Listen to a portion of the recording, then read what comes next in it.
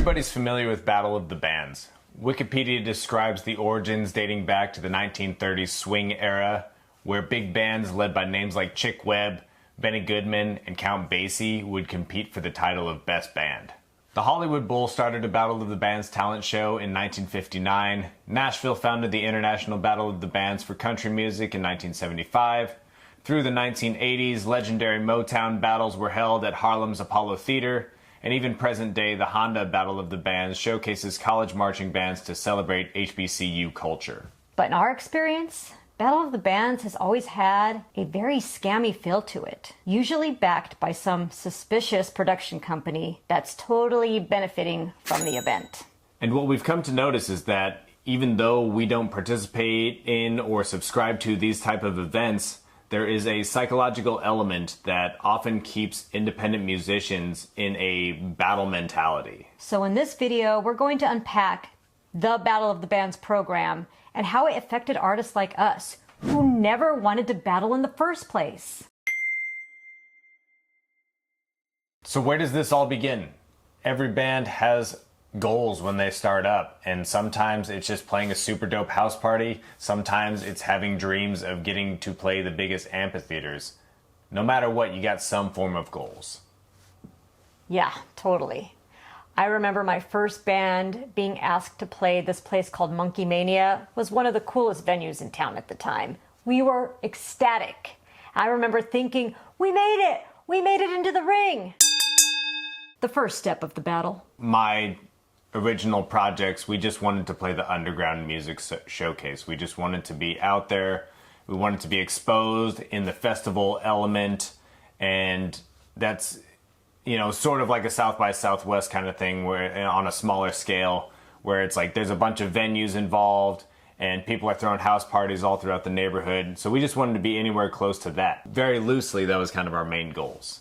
And that was the beginning of us slipping into jealousy, because as time would go on, you would wait for those announcements, and when you were not amongst those names on the flyers for the festival, you would start to look at those other bands and artists in your community, and you would start to get those ideas in the back of your head being like, you know, why do they get this and why do I not get this? What's wrong with our band? Why are they so much cooler than us? What makes them better? Funny you should mention the UMS, because I had a very, very envious experience when my band, for the first time, did not get asked to play the UMS. I had played this festival for years. It was my Christmas. And oh man, the year we didn't make it, I was full of rage and jealousy, especially when I saw that some of my peers and some of my friends' bands had made it on the showcase when I didn't. This really creates animosity and an unspoken rivalry between your fellow musicians. Not cool. Yeah, it's not cool, man. You end up being the underdog. Garage rock was really prevalent, and that was a really hip thing. It was a trending thing. And we would play rock and roll, but it was more of a gypsy rock, and there would be some more eclectic activity to it. And I would just get envious about the fact that this basic rock and roll was getting more attention than what I was doing. And there's that, you know, inner monologue. Why do they get it more than me? Why is their party more deserved than my party? I can get fucked up too. We're drunk messes as well. Like, why can't we get a vice ride up? The rat race. Everybody's going for the same goal. This begins to lead you towards becoming jaded. You settle in. You settle into being a jaded asshole.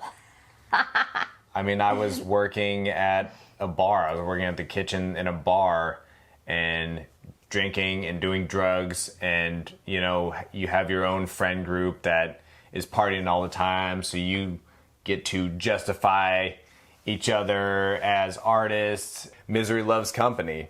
I remember my band Pretty Mouth becoming so jaded that we denounced about 50% of the music venues in town, declaring that we would never play there again because we didn't like their business model. And honestly, I still don't. Well, and it's funny because you build a complex around that too, about these are the venues I will play and then you look down on other bands and people that are your friends who play those venues that you don't want to play.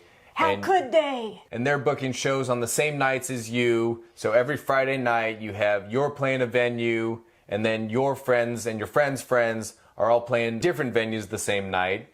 And there's this competitive value. You're like, oh, why should I even try? Everyone's fighting over the same audience. Yep. Who came to whose show?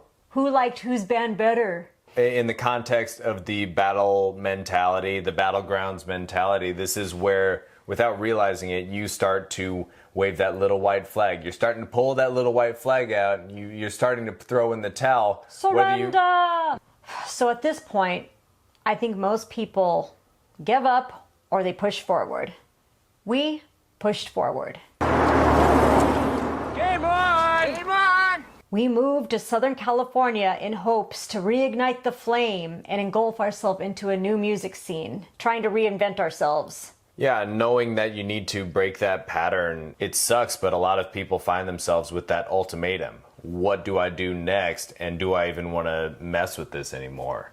Even if you do give up and you put it down, there's no saying that that's the wrong thing to do. There's probably things in your life that need more focus anyways if you feel like you don't have the time to deal with petty drama, and there's nothing against that. And I'm envious sometimes of people who do that. At the end of the day, it's all about the memories and the experience, the relationships and the music you've made with the people you love and care about. And that, my friends, is priceless. Thank you so much for joining us, and we'll see you next time.